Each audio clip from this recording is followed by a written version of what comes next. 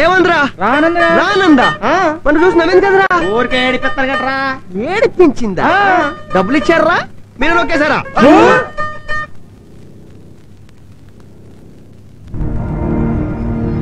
చంటి చంటే ఎంత పెద్దదైపోయిందిరా ఇంత ఉండేదిరా రోడ్ మీద చెడ్డ చేసుకుని తిరుగుతుండేది బుజ్జి చంటి గుర్తుందా అరే పచ్చ సట్టు అరే గోల్డ్ సేను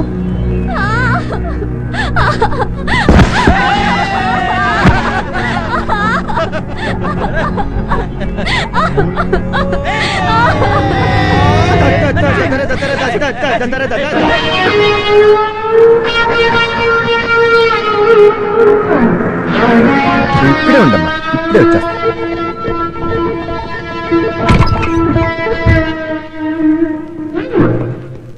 అనిగడ ఎక్కడరా అక్కడే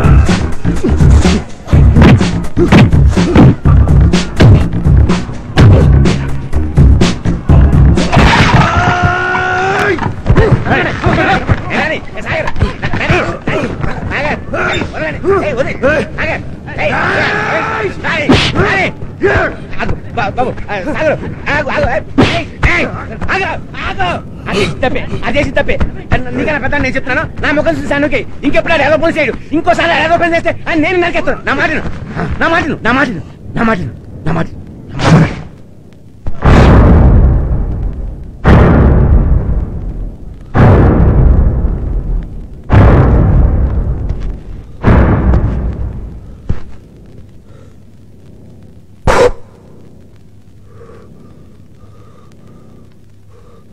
నాకు తెలుసా రేపు ఎప్పుడన్నా నా జీవితం నాశనం అయిందంటే అది నీ వల్లే అవుద్ది ఎన్నిసార్లు చెప్పాలా నీకు ఎన్నిసార్లు చెప్పాలా నీకు నువ్వు ఉండు బంగారం అది కదరా ఎలక్షన్ వస్తున్నాయి కదా ఇలాంటి టైంలో నువ్వు ఆడపిల్ల నేర్పించేసినావు అనుకో రేపు వచ్చే ఎలక్షన్ లో మనకు ఒక్క ఆడోడు కూడా పడదు అప్పుడు నువ్వు నేను కూర్చొని అడవాలా చూడు సగం జీవితం సముద్రం మీద గడిచిన అనుభవంతో చెప్తున్నా ఆలోచనప్పుడు తలంచుకుంటేనే మనం మిగులుతాం వచ్చి ఎలక్షన్ వరకు ఊరుకో ఎలక్షన్ అయ్యేంతవరకే ఎలక్షన్ అయ్యేంతవరకే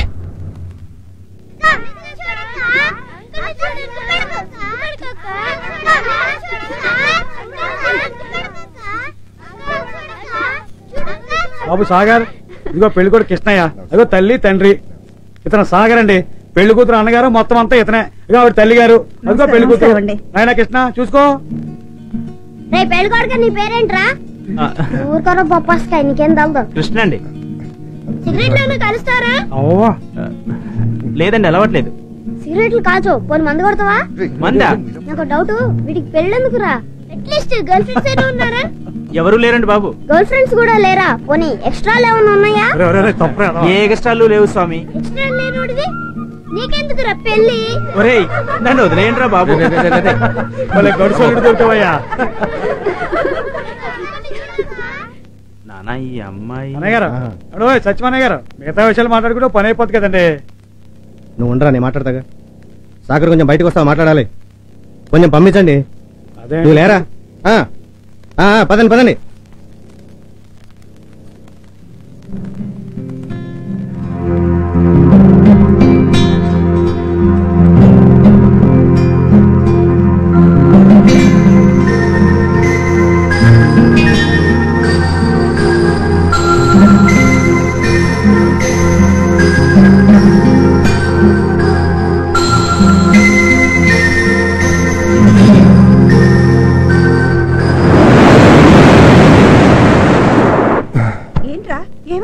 ఏమైంది? మాట్లాడవే.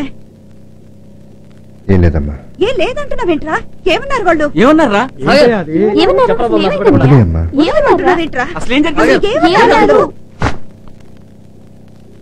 వాళ్ళకి చంటి బాగా నచ్చిందంట.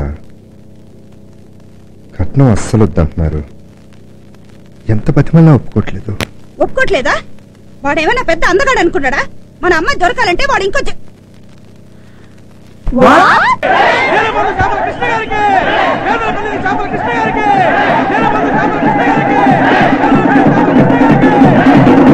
కాబోయే ఎమ్మెల్యే గారికి, కాబోయే మినిస్టర్ గారికి, కాబోయే ముఖ్యమంత్రి గారికి జై.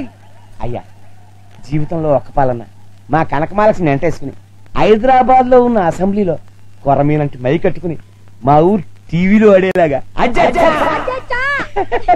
అలా దానికి ఏం కావాలో మీరు చేయండి, మీకేం కావాలో నేను చేస్తా. సొమ్మెంతైనా పర్లేదు. అనకూడదు. మరి ఏమనాలి? ఫామ్స్ మీద సంతకం చేయాలి. మరి మనం సార్ స్టాంప్ ప్యాడ్ ఇస్తారా? గంగమ్మ తల్లి, నిన్ను నమ్ముకుని వలేసా చేపలంటాయి, నిన్నే నమ్ముకున్న నామినేషన్ వేస్తున్నా, ఓట్లాడాలి. ఇది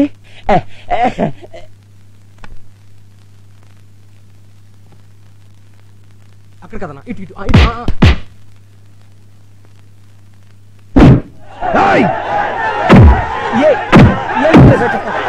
సార్ ఏಳು ముద్ర వచ్చేస్తా ఒకసారి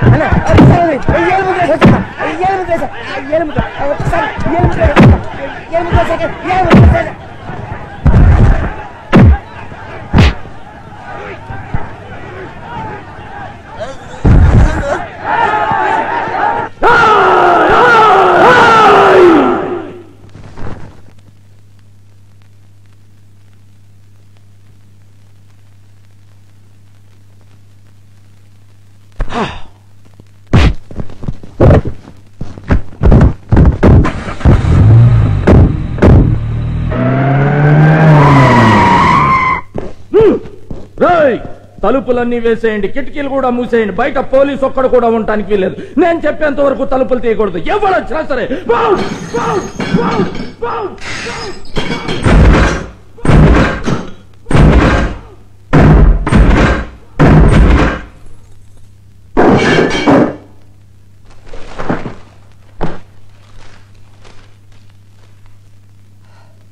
టైం ఎంత? 11:30 సార్.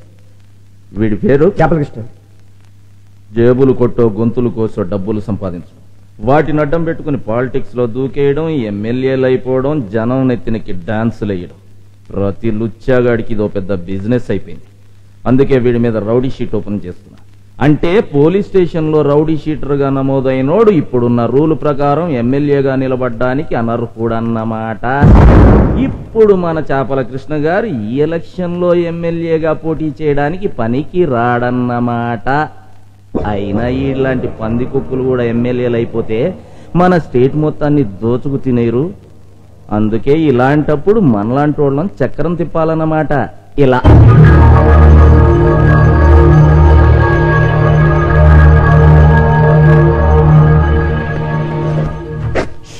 షాబ్బా, సంతకం అయిపోయింది. రేయ్, ఊర పందులు గుళ్ళోకి నీలాంటి ఉప్పర్ రౌడీలు అసెంబ్లీలోకి వెళ్ళకూడదమ్మా, మహాపాపం. కాబోయే ఎమ్మెల్యే శ్రీ శ్రీ చేపల కృష్ణ గారికి. రాజు గారు, ఇప్పుడు వెళ్ళి తలుపు తీసేయండి. బయట ఓ నల్ల కోటు ఉంటుంది, దాని చేతిలో ఓ తెల్ల కాగితం ఉంటుంది, దాని పేరు బెయిల్ పేపర్ అంటారు. తొందరగా వెళ్ళి తీసేయండి, లేకపోతే ఎరగొట్టేస్తారేమో పాపం. ఆహా, ఎక్కడా అని ఎక్కడా చూపించండి. మీరు ఉండండి. చేపల కృష్ణ గారి బెయిల్ పేపర్స్. సార్ చేపల కృష్ణ గారి బెయిల్ ఆర్డర్.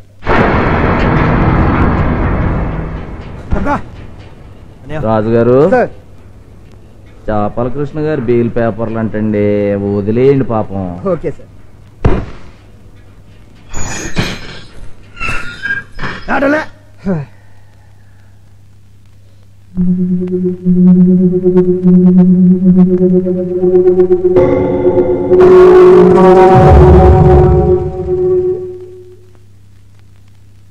వీడు చాలా దుర్మార్గుడు అని అంటారు సార్. నేను చాలా మందిని చూశాను రాజుగారు. I love you sir. Thank you.